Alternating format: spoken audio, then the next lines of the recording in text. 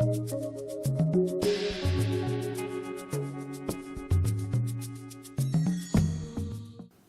í sæl og verið velkomin að skjánum. Við erum stödd í Sagnagarði í Gunnarsholti og hér við hlið situr Magnús H. Jóhannsson en hann er sviðsstjóri þróunarsviðs Landgræðslunnar. Við ætlum að spjalla ögnum seiru en ég held Magnús að væri upphæfi rétt að útskýri fyrir mér og þeim sem eru að horfa. Hvað er seira? Já, við skulum hafa þá hreinu að við erum að tala fast lífrænt efni sem frá okkur kemur. Það er seira. Og rannsóknir hafa sýnt ekki sett að þessi seira sem frá okkur kemur, hún getur nýst mjög vel sem uppgræðsluefni, áburður. Já, og við erum nú vön að nota hvaða húsdýra úrgang sem er til að græða upp landið eða rækta kartöflur, það er nánast hvað sem er. En það fer aðeins okkur þegar við tölum að nota seiru til einhvers slíks. En við erum búin að sjá það ítrekað margoft að það er bara, þetta er nákvæmlega sama efni, það er alveg hægt að nota það. En við þurfum kannski aðeins að komast yfir smá tepruskap til þess. Það er örugglega hægt að nota seiruna á mörg landsvæði sem Landgræðslan hefur og þetta hefur reynt, ekki satt? Jú, og þetta hefur nú ekki verið reynt á stórum skala. Við erum Íslendingar eru ekki að nýta seiru til uppgræðslu nema að örlitlu leyti og það eru sveitarfélögin 5 upp í Árnessýslu með Hrunamannahrepp í Fossvogi þar sem þeir safna allir seiru og frá þessum 5 sveitarfélögum og nýta til uppgræðslu í staðinn fyrir að urðana. Þannig að stóru sveitarfélögin eða höfuðborgarsvæði til dæmis, það er ekki að gera þið sama á þessi sveitarfélög sem við tala á. Nei, það er langt frá og þessi 5 sveitarfélög sem, ég man nú ekki alveg hvað eru samtals en hvort það saman farið yfir 2000, ég man ekki alveg, en það er náttúrulega bara á mjög litlum skala. Öll seira, allur lífrænn úrgangur frá mönnunum, hann fer bara beint í sjóinn af höfuðborgarsvæðinu og gerir það bara af öllu landinu. Það er svona, á einstaka stöðum þá eru til, hvað sem nútíma skólphreinsi-stöðvar, en bara mjög litlar. En að mestu leyti þá er verið að sigta ruslið úr og svo fleyta afganginum út í sjó. Þannig gerum við. En er það ekki svo að reglur, alþjóðlega reglur sem við höfum undirgengist, þær gera ráð fyrir því að við verðum að hætta þessu og fara að nýta seiruna? Já, það styttist bara ótrúlega hratt í það að það verði bannað að urða lífrænan úrgang, hverju nafni sem hann nefnist. Og í landi þar sem jarðvegurinn bara öskrar á þessi næringarefni, þá er bara alvitlaust að nota þetta ekki.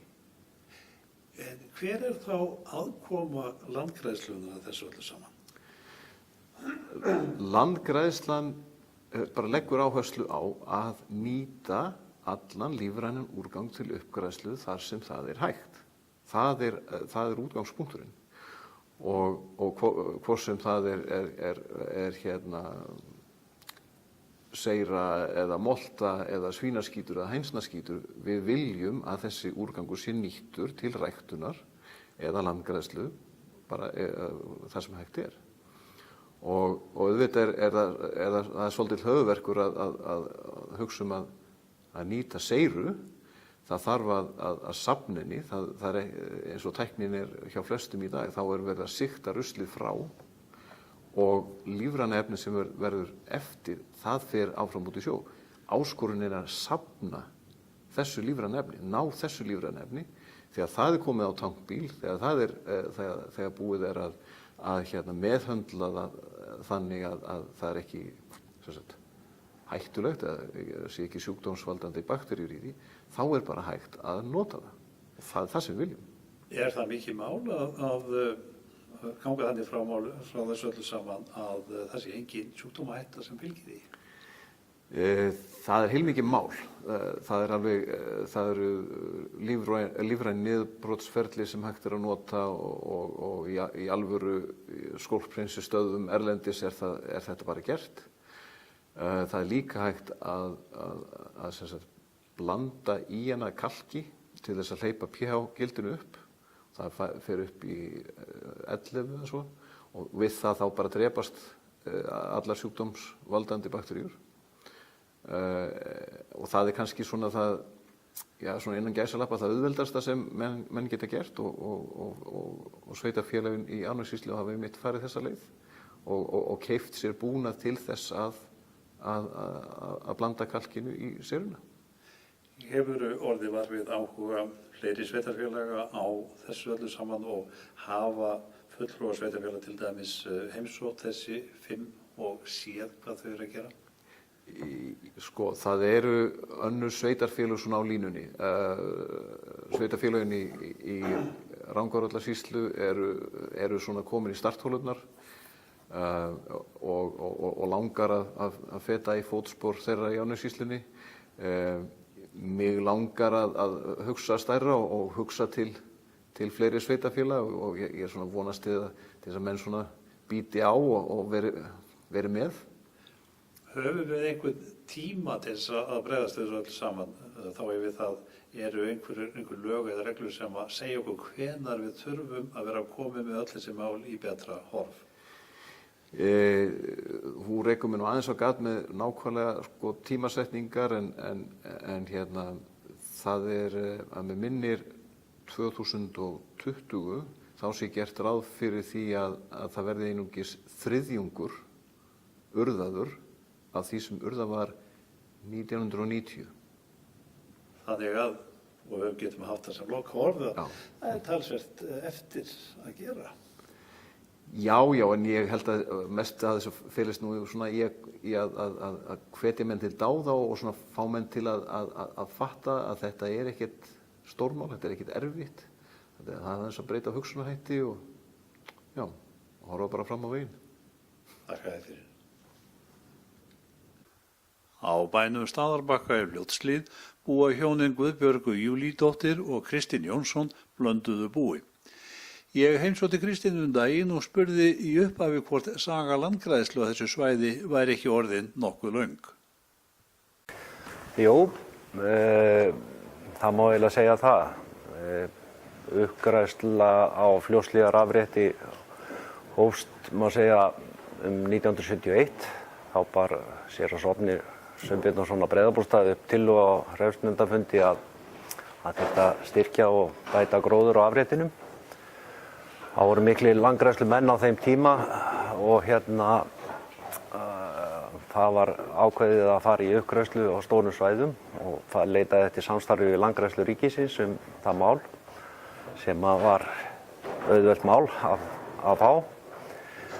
Reyndar má segja að uppgræðslu og náttúruvernd Fljótshlíðinga hafi byrjað mikið fyrr því að 1920 þá afstóðu bændur sér beitirétt á Þórsmörkusvæðinu eftir Kötlugosið 1918 og þessi paradís sem að Þórsmörkin hún væri ekki slík í dag ef að það hefði ekki verið gert bæði friðað og skógar nýtjum hætt.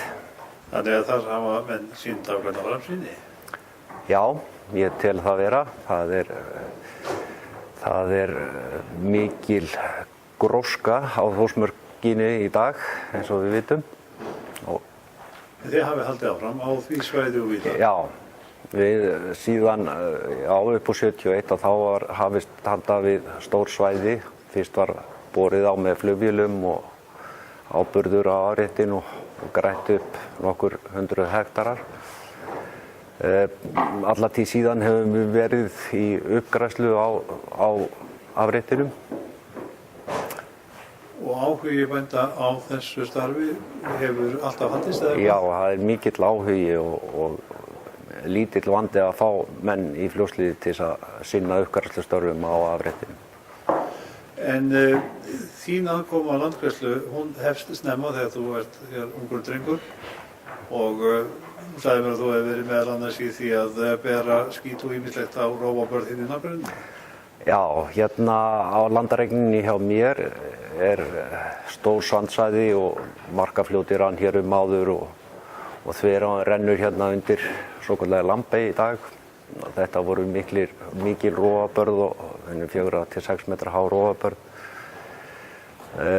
Það var reynt ýmislegt, áin það voru grafnir skurðir í sandinn til að reyna að veita ánni frá. En það tókst illa. Það var ekki fyrir en það fékkst styrkur úr Fyrirhleðslusjóði til að setja nokkra grjótgarða til að bæja ánni aðeins frá bakkanum sem að hægt var að hefjast handa eða einhver árangur varð að því að brjóta niður bakka og ýta niður börð og græða upp. Þannig að þetta er stöðugt stríð? Já, þetta er búið að vera stríð alla tíð. Það er notað ýmislegt sem að hefur verið reynt til að stoppa þetta brot á bökkunum. Og þú ert líka í Bændur græða landið. Þar hefur verið að vinna á heimaslóð. Já, ég hef búin að vera í því verkefni frá því að það byrjaði 1990 og er búin að vera að vinna að ýmsum svæðum. Þetta eru 200 hektarar af sandsvæði sem er hér á þessari jörð og er búin að ná að græða upp talsverðan fjölda hektara á þessum tíma. Þú sérð sem sagt árangur? Já, árangurinn er mikill. Kemur það ekki líka til dæmis fram í því að það er minna sandfólk hérna? Jú, þetta eru sandar, mélar og svo leirsvæði. Það ríkur mest úr þessum leirsvæðum. Þar eiginlega dugar ekkert annað til en lífrænn úrgangur. Frostlyftingin er mikil á þessu svæði. Landbótasjóður hefur líka komið nálægt verkum með þér? Já, á síðasta ári fékk ég styrk úr Landbótasjóði og tók undir yfir 40 hektara landsvæði sem ég hafði ekkert farið í áður og það er svona bara fyrstu skrefin í að græða upp það land. Þannig að það er kannski fullsnefnt að spyrja þeim árangur þar? Já, svona maður sá breytingu en svona á öðru þriðja ári fyrir maður að sjá virkilega árangur. En er það ekki rétt af okkur að líta aðeins á það þrátt fyrir að segja frekar skuggsýnt út? Jó, við skulum bara vinda okkur í það. Þverá í Fljótshlíð rennur í gegnum landareign Kristins og Kristinn, hér ertu að vinna ansi mikið á þessu svæði, viltu ekki segja okkur bara frá því? Jó, við reyndar eru aðalsvæðin hérna talsvert innar og talsvert utar en við sjáum hérna í aðeins innar að það eru svæði sem ég var að byrja á núna síðasta sumar. Og Þveráin, hún rennur hérna með fram Lambeyjabökkunum og hefur brotið í gegnum tíðina mikið af lambinni. Þetta landsvæði hérna tilheyrir 3 jörðum. Það er Staðabakkanum, Lambeyni og Breiðabólstað. Og það er eins og þið sjáið, það er ærið verkefni framundan. Það er rátt verið að það sé talsvert búið. Að þá er ótal verkefni hér sem hægt er að vinna að og bæta landið. Nú, það voru þessi garðar settir hérna úti og það bjargaði því að áin er hægt að brjóta inn hérna þessi stöðu þar sem að grjótgarðarnir komu. Og síðan var jarðýta fengin til að ýta niður og síðan var ég að brjóta niður bakka með ámustækjaskóflum og bera skít í og eins og þið sjáu hérna þá þá notað það sem tiltækt og hægt að fá til þess að reyna að stoppa uppblástur úr þessum bökkum. Kristín, ég sé hérna smá skógarlund á svæðinu. Þetta segir mér einfallega að hér sé hægt að rækta skóg. Já, móðir mín, Ragnhildur Sveinbjarnardóttir, hún heimtaði upp úr 1980 að við myndum girða hérna smá reit sem hún gæti gróðursett í. Og okkur fannst þetta nú fjarstæða, þetta var nú bara svartur sandur og engin gróður í þessum bökkum hérna. En eins og sést að þá lifir þetta og kemur nú reynda mér sérstaklega óvart hvað furan góð í svona landi. En birkið það mjög gott líka, það vex vel. Í svona lokum ætlarðu kannski að fara að rækta meiri skóg á jörðinni? Það eiginlega tímaskorturinn, það ekki hægt að gera allt en það hefur verið mikill áhugi, sérstaklega á konunni að taka stærri svæði undir skógrækt og kannski verður það úr, ég veit ekki. Þakka þér fyrir þetta, Kristín. Ja.